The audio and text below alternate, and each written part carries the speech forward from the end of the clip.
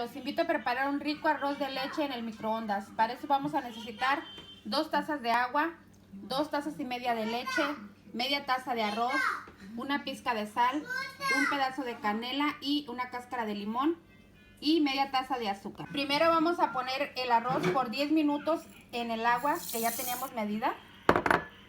Ya lo sacamos del microondas después de 10 minutos y nos quedó así. Y aquí vamos a agregar la pizca de sal y lo vamos a dejar reposar por 2 minutitos. Lo vamos a poner en un sedazo para que se le salga toda el agua. Se le escurrió todo el agua, vamos a agregar las 2 tazas y media de leche, la media taza de azúcar, las cáscaras de limón y la canela. Revolvemos y lo vamos a meter por 7 minutos más al microondas. Lo retiré del microondas después de 5 minutos, con cuidado porque el plato se pone muy caliente. Miren, y por último así nos quedaron, nos salieron 2 postrecitos con la medida que les di. Y vean, fácil, rápido y muy delicioso.